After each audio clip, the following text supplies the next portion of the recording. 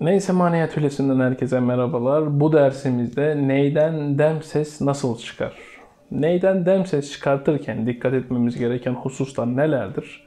Bunları sizlere madde madde anlaşılır bir biçimde neyden dem ses çıkartamayan kimse kalmayıncaya kadar basit bir şekilde anlatacağım size.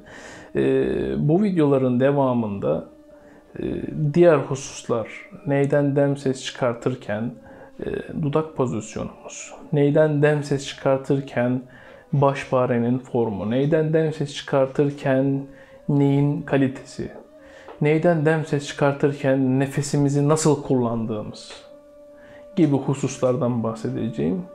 İlk etapta hocam siz anlatıyorsunuz, neyden nasıl dem ses çıkartılır videosu atıyorsunuz ama siz neyden ne kadar dem ses çıkartıyorsunuz çalışmayınca geri sarıyor. Mesela ben 3 gündür neyden dem ses üflemiyorum. Neden? İşlerden dolayı. Gerek çocuğumun ilgisiz bırakmamak için çocuğumla ilgileniyorum. İş güç derken birazcık ihmal ediyoruz.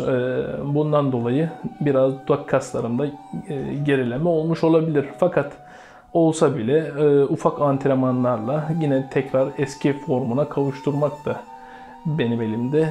Aynı şekilde sizlerin elinde. Sizlere hemen bir dem seslerle alakalı bir ney taksimi üflemek istiyorum.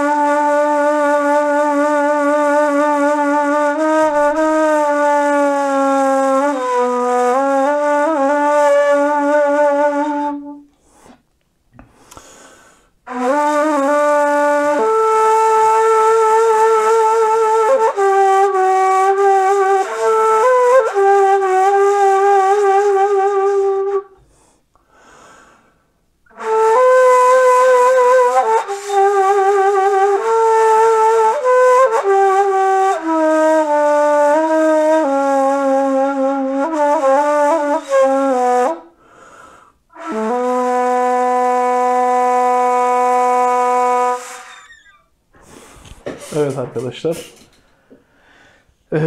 dem seslerden oluşan ney taksimimi icra ettim.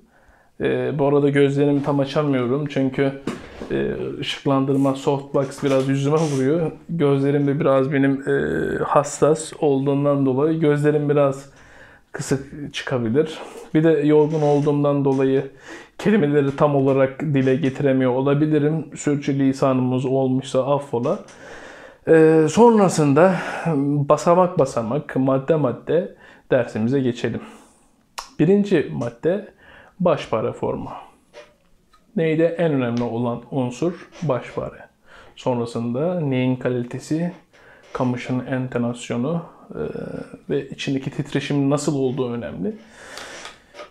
İlk olarak baş farenin honik olması gerekiyor biraz. Evet, bu baş fare gayet uygun. Derlim baş fare. Bu baş farenin iç konikliği neye? Çok farklı ahenk katmakta. Eğer çok konik olursa çok fosurtulu ses çıkar. Az konik olursa az fosurtulu ses çıkar. Hiç şey olmazsa, konik olmazsa düz ses çıkartır. Tabii ben neyi biraz foşurtulu seviyorum. Neden? Özünde zaten nefes olduğundan dolayı foşurtulu olması benim hoşuma gidiyor biraz. Ama çok foşurtulu da kulağa çirkin bir ses eda bırakıyor. Dediğim gibi başpare önemli. Başparenizin iyi olması lazım. Başpare dediğim kastım manda boynuzu veyahut da manda boynuzun içine farklı farklı şeyler kakıyorlar. Bir şey bilmem ne kakma başpare falan diyorlar. Eğer başpareyi bu başpareden alırsanız sizden başka en büyük yani sizden iyi neyzen olmaz. Sesler şöyle çıkar, böyle çıkar. Tamamen ticari. Katılmıyorum ben. Başpare, derlin başpare de olabilir. Fakat plastik değil, normal plastik değil, derlin plastik. Sert enjeksiyon makinalarında preslenmiş ve başparelerin olması gerekiyor. Diğer husus, manda boynuz olmasa da olur. Maddi imkanlarınızı boş yere harcamanıza gerek yok. Manda boynuzu olsa olur mu? Görünüşü itibariyle güzel olabilir. Çok az da olsa bir tınıya etkisi var şimdi bahsetmek gerekiyorsa. Psikolojik olarak gerek manda boynuzu sonuçta organik bir madde. Bu organik olmayan plastik sanayi ürünü bir madde. Başpare hususunda değindim. Başpare hususundan sonra neyin? Tutuş şekli ve dudak pozisyonu. Dudağımız devamlı ıslık çalma pozisyonlu. Fakat normal ne üflerken böyleyken bunda daha çok dudağımızı sertleştirmemiz lazım. Şuradaki nefes çıkan açıyı, daireyi biraz daha sert, dairenin alanını kısaltıp kırpıp yani dairesel şekilde daha çok dar alandan daha çok basınçlı, tazyikli nefes çıkacağından dolayı, hava çıkacağından dolayı neyimizin iç haznesine hacimli nefes girecektir. Yani bundaki kastım şu. Eğer neyin başparenin içine hacimli nefes girmezse neyden dem ses almanız çok zor. Yani imkansız derecede diyebilirim. Şimdi nasıl olacak o? Neyi böyle tutmayacaksınız. Normal üfleme şeklinde tutmayacaksınız. Eğer böyle neyden ses çıkartıyorsanız dem ses çıkartmak için dudağınızı büzüp bir de çenenizi hafif şöyle aşağı doğru kaydıracaksınız. Yani şöyle. Ondan sonra neyinizi dik bir şekilde. Ne kadar cılız bak görüyorsunuz.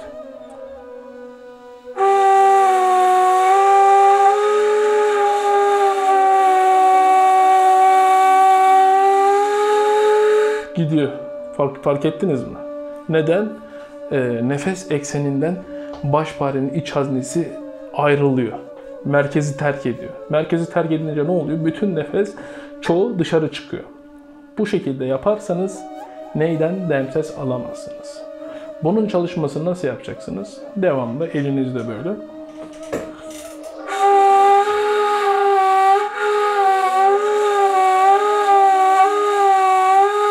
Hiç bilmeyen birisi dahi bu sesi çıkartabilir. Mantığı anladıysa.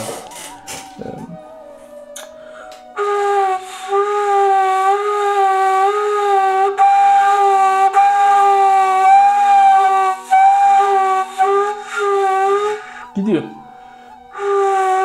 Eksenden ne kadar uzaklaşırsa dem ses o kadar az çıkar. Neden? Hacimli hava içine girmiyor. Basınçlı hava içine girmediğinden dolayı başparenin dem sesten ses alamazsınız. Diğer husus, dem sesi çıkarttık veyahut da yarım yamalak çıkıyor.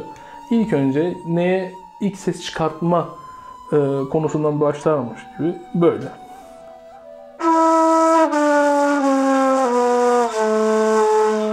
Re, do, si, la, sol. Devamlı ilk önce açıktan başlayacaksınız. Hatta ilk başlarken aşiran perdesini de açacaksınız. İlk nefes buradan çıkacak. İşinizi kolaylaştırmak amacıyla. Ondan sonra buradan ses çıkıyor. Baktınız re notasına geçeceksiniz. Nema perdesine. Bu da çıkıyor. Çok güzel. Yavaş yavaş güçlendiriyorsunuz. Çargah da çıkıyor.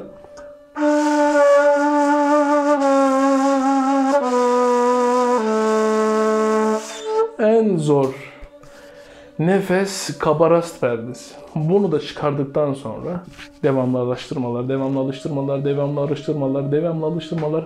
Ondan sonra neyinizden ses çıkacak. Tabii bu alıştırmaları yaparken bir de nefes kontrolü önemli. Nefes kontrolünü nasıl yapacağınızı onu da göstereceğim. Diyafram olmazsa olmaz. Nefesinizi böyle değil de diyaframınızdan kontrol edeceksiniz. Diyaframınızı şişireceksiniz. Hocam onu nasıl anlayacağız? Hemen gösteriyorum. Neye üflerken ilk etapta şu üst karın kasınızı sıkacaksınız. Diyafram çünkü bu bölgede. Sıkacaksınız.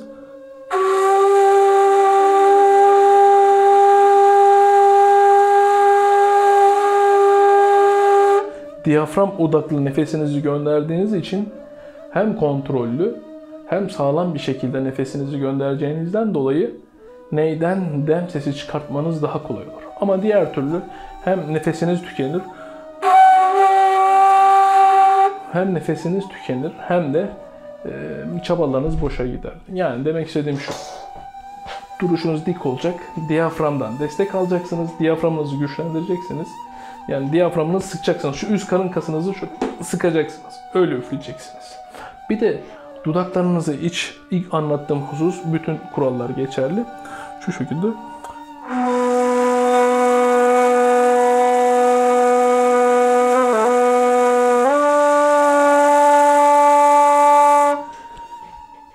Şiddeti arttırabilirsiniz. Baktınız çıkartabiliyorsunuz. Ne kadar daha neyin sesini vapur sesi gibi yapabilirim diye. Bakın nasıl arttırıyorum.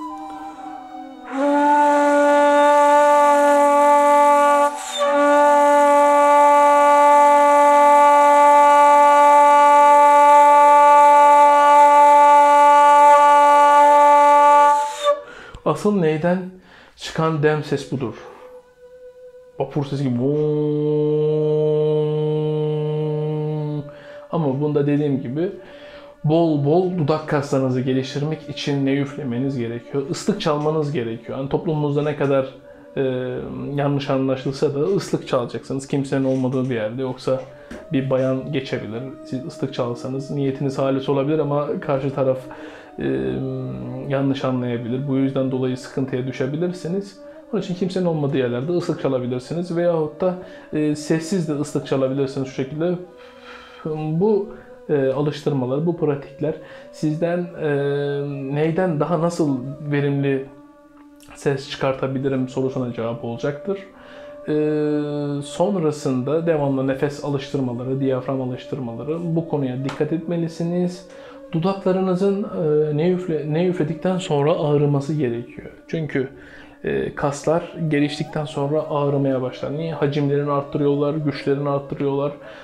O yüzden dolayı dudaklarınızın ağrıması lazım. Dudaklarınız ağrıyorsa kesinlikle dudak kaslarınız gelişmiş olur. Son söyleyeceklerim bunlar. Fazla da uzatmak istemiyorum. Sıkıcı bir hale getirmek istemiyorum. Büyütülecek bir konu değil. Pire ile deve olayı değil. Aradaki mesafe. Diğer notaları çıkarttıysanız bu notaları da çıkartmanız mümkün olabilir. Ama çalışmak.